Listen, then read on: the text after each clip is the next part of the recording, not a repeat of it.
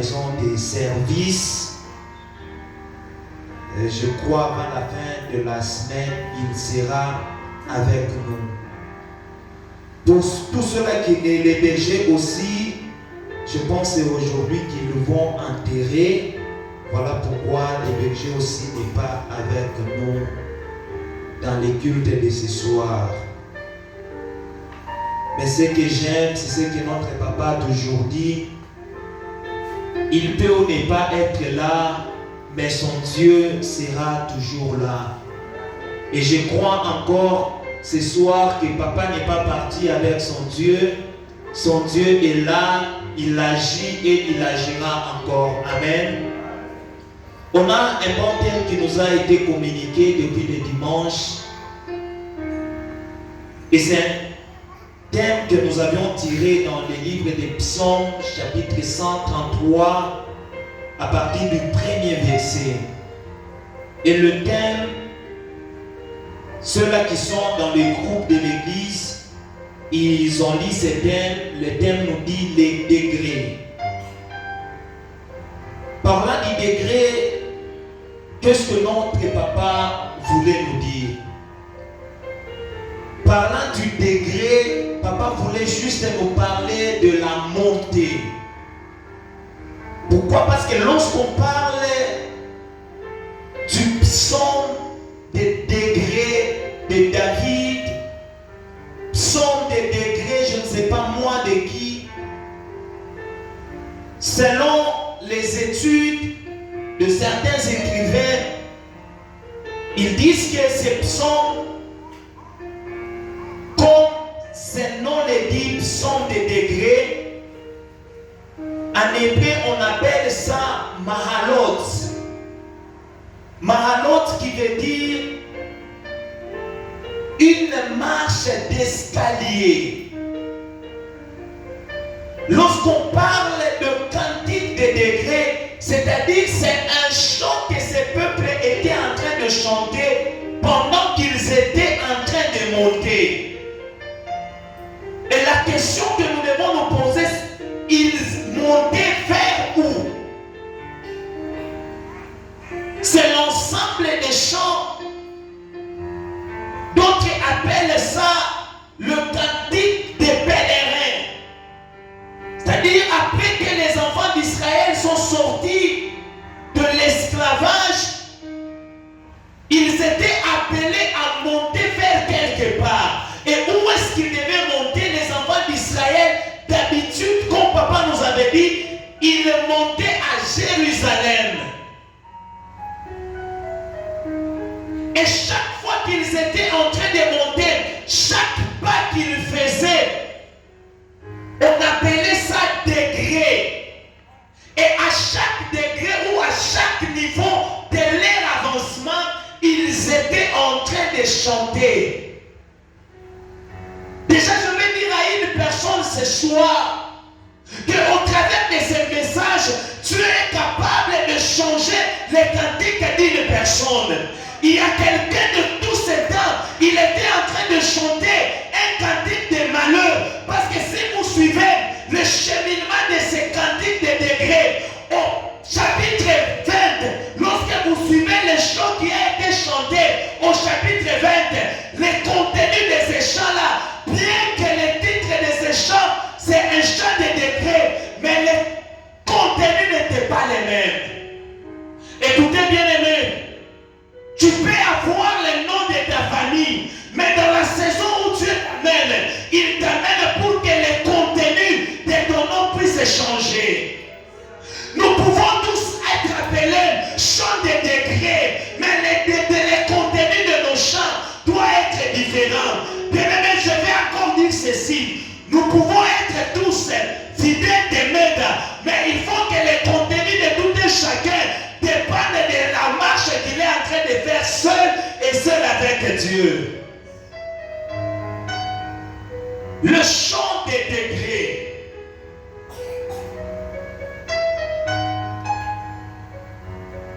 La marche d'escalier. Par ce thème, j'ai compris que la vie avec c'est une marche. Et dans toute marche, il y a toujours des choses à faire et à ne pas faire. Paul dit un jour, j'ai combattu un bon combat. J'ai gardé la foi et une couronne m'est réservée. La finalité, c'était la couronne. Mais avant d'arriver à la couronne, il y a des choses qu'il fallait faire et des choses qu'il ne fallait pas faire. Et c'est là, Paul explique cela encore avec l'image de l'armée, l'image des athlètes. Alléluia. Tu dois monter si tu veux vivre une nouvelle dimension. Je vais nous proposer aussi un petit sous-thème. Nous lisons Ecclésiaste chapitre 7.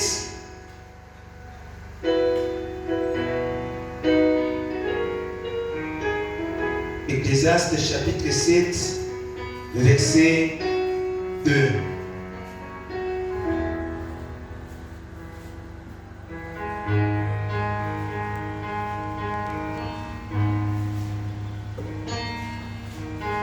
Ecclésiaste 7 et 2.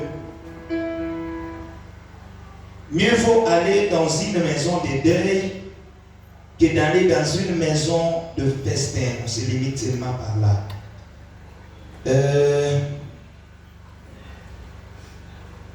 Nous avons aussi notre verset de base qui est dans le psaume 133 que nous avons déjà dit. Le thème que j'aimerais nous proposer ce soir ou le sous-thème, c'est le schéma de la bénédiction selon psaume 133. Le schéma de la bénédiction selon psaume 133. Psaume 133 nous dit quantité de degrés.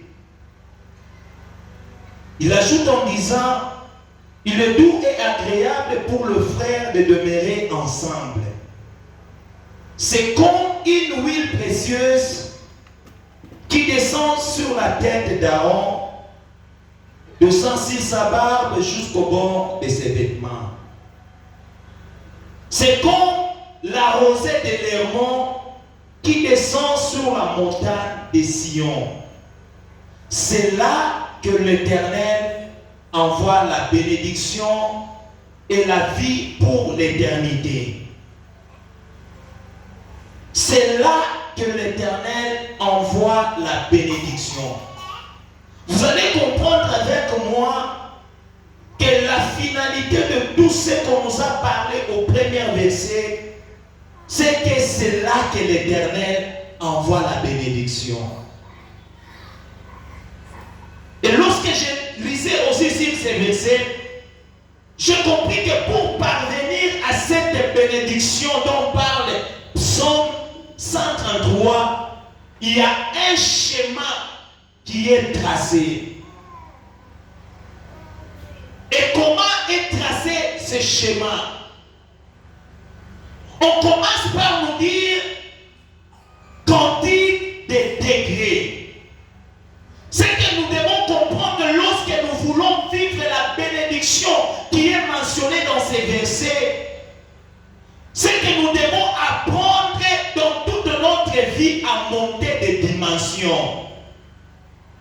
Toutes les bénédictions que tu cherches, chaque degré de bénédiction que tu désires, te demandera un degré de consécration, un degré de spiritualité, un degré de marche avec Dieu. Pourquoi ça va te demander un nouveau niveau, un nouveau degré de consécration, de spiritualité? Comme le disait notre bien-aimé frère Patient, il a dit que devant nous, lorsque nous voulons entrer dans une bénédiction quelconque, il a donné l'exemple des enfants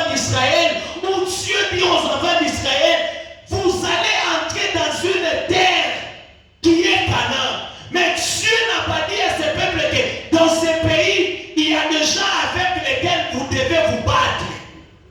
Puisqu'il y a ces défis devant nous, et nous aussi nous sommes appelés à monter à un certain degré de spiritualité, un certain degré de consécration avec Dieu.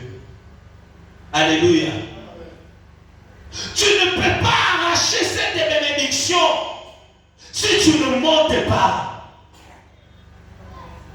Les enfants d'Israël, dans leur premier niveau, dans leur première classe, ils ont chanté un chant de lamentation.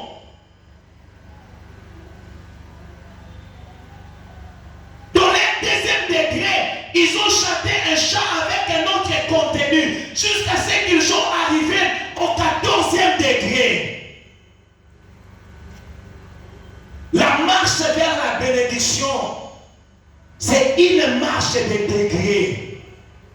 Et dans ces degrés-là, il y a des défis qu'il faut relever. Bien-aimé, tu as des défis devant toi, alors tu dois aussi monter, parce que la Bible dit, reste à ma droite, jusqu'à ce que je fasse de tes ennemis ton marchepied. Il faut que tes défis, qui sont comme tes ennemis, soient ton marchepied. Il ne faut pas que cela soit au-dessus de toi. Alors monte. Apocalypse 4, verset 1. On avait parlé dernièrement de ces versets-là. L'ange dit à Jean, qui était déjà dans les degrés de la spiritualité, qui était déjà dans le monde spirituel, mais là je viens auprès de Jean, il lui dit, monte ici et je te ferai voir les choses qui doivent venir. Chaque fois que tu voudras une nouvelle chose, il te faut une nouvelle dimension. Et Jean dit quelque part, j'ai vu un nouveau ciel et une nouvelle terre. C'est-à-dire qu'on ne peut jamais voir une nouvelle terre sans qu'il y ait un nouveau ciel. Un nouveau ciel a besoin d'une nouvelle terre. Et la Bible dit, on ne peut jamais mettre de vin nouveau dans des vieilles outres. C'est-à-dire un vin nouveau a besoin des outres qui soient aussi neufs. Ton degré déterminera ce que tu veux avoir, ce que tu pourras avoir auprès de Dieu. Il y a des moments où tu peux te dire que le problème c'est l'église, le problème c'est mon pasteur, le problème ce sont les serviteurs, mais le problème aussi c'est toi, parce que tu ne veux pas monter. Il fallait aux enfants d'Israël de monter 15 dimensions afin d'accéder dans le temple de Jérusalem. Tu dois aussi monter. Toi, tu n'es pas un cas exceptionnel. Si les enfants d'Israël ont monté, toi aussi, il te faut monter. Nous sommes dans les schémas vers la bénédiction. Nous avons dit que premièrement, tu dois obéir à ces principes de montée. Chaque fois que tu désires une chose nouvelle, tu dois être une nouvelle personne. Tu dois te consacrer d'une manière nouvelle. Tu dois faire des choses autrement pour que tu vives autre chose.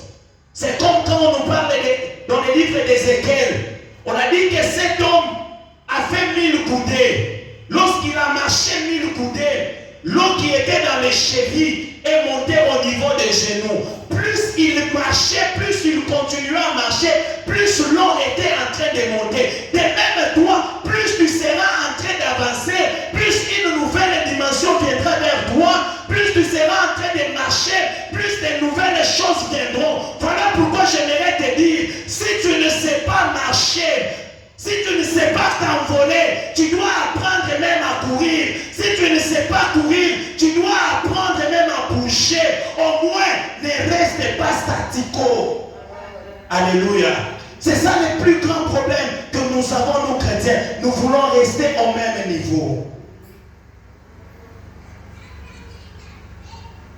La deuxième des choses, Cette marche d'escalier. Cette marche-là, elle est facile lorsque Dieu est avec nous. C'est la deuxième des choses. La troisième des choses, pour que la bénédiction abonde, on a besoin de la présence d'Aaron. C'est le schéma que nous donne Psaume 133. 1. Tu dois monter. 2. Il faut que Dieu soit là. 3. Il faut que Aaron soit là.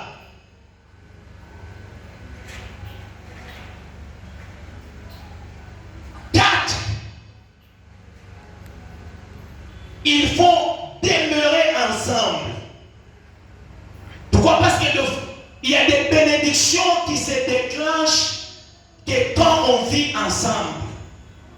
Que quand on est l'un à côté de l'autre, que certaines choses se passeront. Je l'avais dit autrefois, que la rosée, c'était une rosée qui descendait sur les monts. Cette rosée n'était pas la rosée de la montagne de Sion. Mais il s'est fait que ce qui était à Hermon a commencé à tomber sur Sion. C'est-à-dire, lorsqu'on est ensemble, c'est possible que la grâce qui n'était pas la tienne peut impacter ta vie. La grâce qui était dans la vie de l'autre peut venir toucher ta vie et changer ta vie.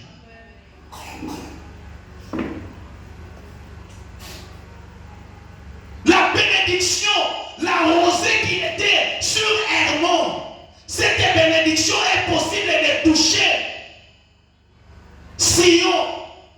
Que lorsqu'il y a une communion, cette communion peut être spirituelle ou cette communion peut être aussi physique. Il y a certaines personnes, malgré le nombre d'années qu'ils ont dans les églises, ne vivent pas la grâce qu'il y a dans cette église parce qu'il est peut-être physiquement dans cette église, mais spirituellement, il n'a jamais été dans cette église. Alléluia.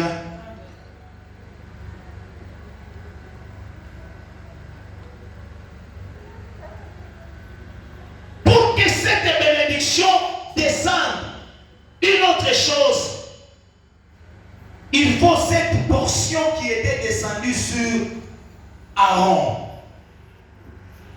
Celle que Papa Patient était en train de parler, l'onction de Dieu.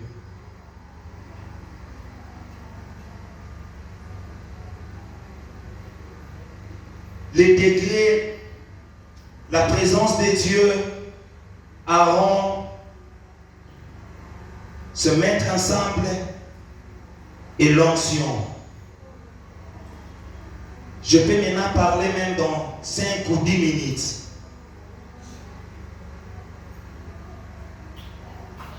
Ecclésiaste nous dit, mieux vaut aller dans une maison de deuil que dans une maison de festin. C'est là mon premier point que je veux parler par rapport au schéma que j'ai donné. Vous savez pourquoi nous ne réussissons pas? Pourquoi la bénédiction de Dieu n'impacte pas nos vies? Or, la Bible dit que c'est la bénédiction de l'Éternel qui enrichit. C'est-à-dire, lorsque nous sommes en train de parler de la bénédiction, nous sommes aussi en train de parler de tout ce qui en découle de cette bénédiction. Lorsque nous sommes en train de parler de la bénédiction, nous sommes en train de parler de l'enrichissement. Lorsque nous sommes en train de parler de la bénédiction, nous sommes en train de parler de toutes les conséquences que la bénédiction peut amener dans nos vies. Et pourquoi ces choses-là n'arrivent pas dans nos vies? Parce que des fois, nous nous retrouvons dans des endroits où les cadavres n'y est pas. Matthieu nous dit ceci, là où il y a les cadavres, c'est là où les aigles s'assemblent. Les aigles ne vont pas s'assembler là où il y a la fête. Mais les aigles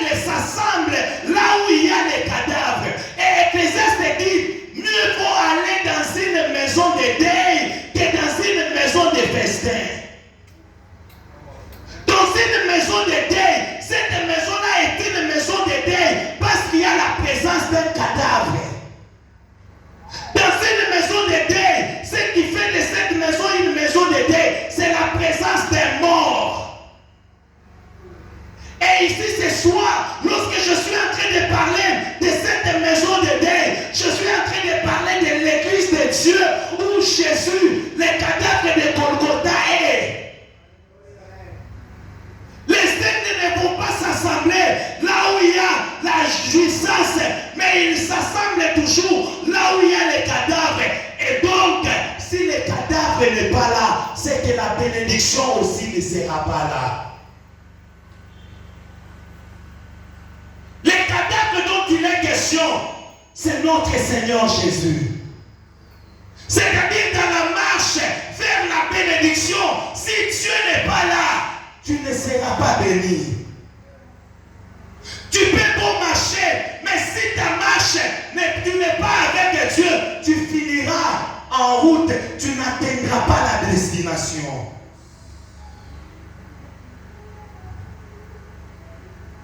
Mon exhortation de ce soir dans ta vie, c'est qu'alors que tu es en train de monter, ne monte pas seul. Alors que tu es en train de monter, ne monte pas seul. Monte avec ces cadavres. Alors que tu es en train de monter vers ta bénédiction, tu es en train de monter vers ta gloire, ne monte pas seul. Quelqu'un a dit que le monde est un piège. Lorsque tu marches seul, tu finiras par tomber dans ces pièges alors que ces cadavres t'accompagnent. Lorsque Jésus t'accompagne, peu importe les défis qui seront devant toi, tu arriveras là où lui a dit. Voilà pourquoi les enfants d'Israël, ils se sont rencontrés avec trop de défis dans leur parcours. Mais parce que ces cadavres étaient avec eux, les enfants d'Israël sont arrivés dans la terre promise. Lorsque Dieu a parlé sur ta vie, la montagne d'où Dieu t'a parlé, sur ce qui va t'arriver, et la montagne de ta destinée, sache qu'entre ces deux montagnes, il y aura toujours des défis que tu dois relever. Mais tu relèveras ces défis au nom de Jésus. Tu relèveras ces défis parce que lui-même est ta force. Sophonie chapitre 3, verset 17. Est-ce qu'il y a quelqu'un qui a trouvé ça? Il peut nous lire ça. Sophonie chapitre 3 verset 17. Je suis en train de te parler de la présence de Dieu, de la présence de Jésus, pour que tu atteignes ta destinée, pour que la bénédiction de Dieu ne soit pas une histoire, mais que ça soit quelque chose de palpable, quelque chose que tu dois vivre, pas une histoire. Oh bien-aimé, nous devons quitter dans cette dimension des histoires. Nous sommes appelés à expérimenter, à vivre les choses de Dieu.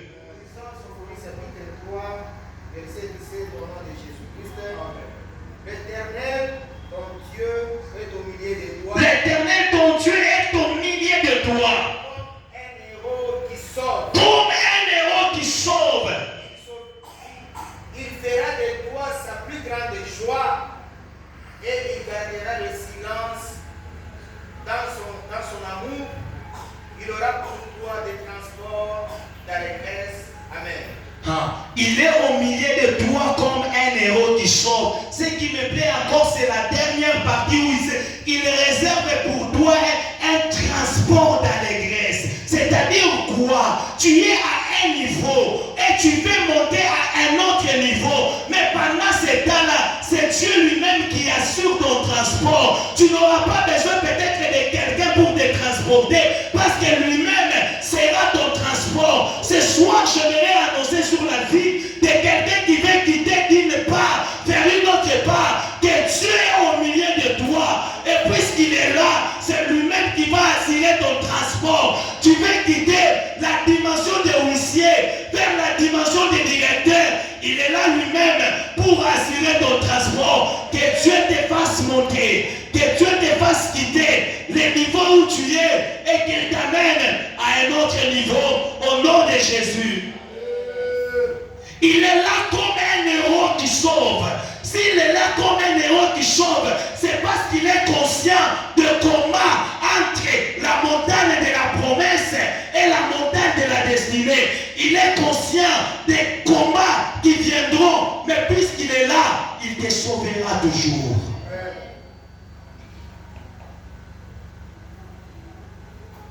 Bien-aimé, ce n'est pas parce que Dieu a parlé sur toi qu'il n'y aura pas le combat. Il y aura toujours les combats, mais sois rassuré d'une chose, qu'il est là comme un héros qui sauve. Peu importe le nombre d'ennemis qui s'élèveront sur ta destinée, sur le chemin de ta destinée, mais rassure-toi d'une chose, qu'il est un héros qui sauve. La maladie viendra, mais il est un héros qui te sauve de la maladie. Les blocages viendront, il est un héros qui te sortira de ces blocages. Oh, les hommes parleront, mais il est cet héros qui te délivrera même des paroles des hommes.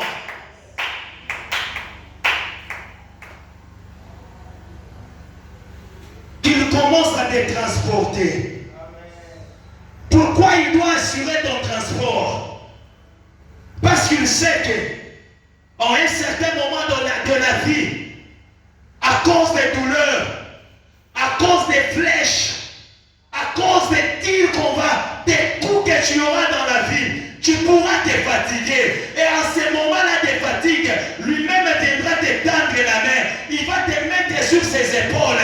Et pour t'amener dans ta destinée, que Dieu te transporte, que Dieu te mette sur tes épaules, que Dieu te mette sur ses épaules. Oh, c'est que moi j'aime, c'est que lorsque Dieu te met sur ses épaules, qui est celui qui osera venir toucher aux épaules pour te faire descendre de ses épaules?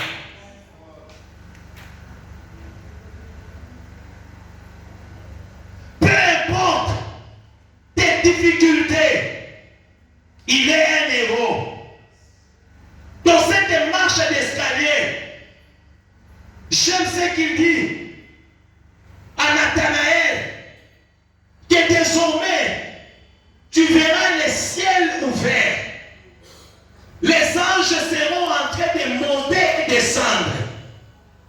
Mais le moyen par lequel les anges seront en train de monter et de descendre, ce moyen-là ne sera pas personne d'autre si ce n'est que moi. Voilà pourquoi je te disais que le cadavre là, il a un autre nom. Il n'est pas seulement un cadavre, il est celui qui s'est présenté à Nathanaël comme l'échelle qui doit permettre à Nathanaël comment monter et descendre. Je t'annonce qu'il y a un chemin devant toi. Lorsque tu sens que tu n'es pas à mesure de monter, tu n'as pas la force de monter, l'échelle est là. Et cette échelle, c'est notre Seigneur Jésus-Christ. Il est disponible, il est disposé, il s'est disposé pour que tu montes par lui et que tu atteignes les niveaux les plus élevés.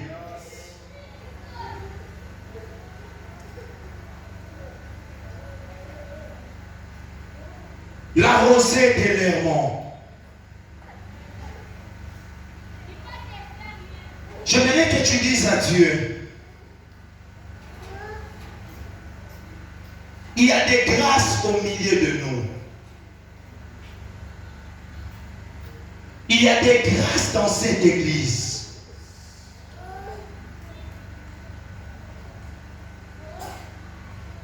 La mangue ne mange pas ses propres mangues. Lorsque le mangue tombe, ce sont des gens qui sont autour du manguier qui mangent de ces mangues-là. C'est-à-dire, dans la manière de faire de Dieu, il dispose toujours de gens, des hommes bénédiction et des femmes bénédiction dans tous les domaines. Dieu dispose toujours des gens que lorsque tu es en contact avec ces gens-là, ils impactent ta vie. Et ça ne dépend pas de l'âge, mais ça dépend juste de la grâce que Dieu a déposée.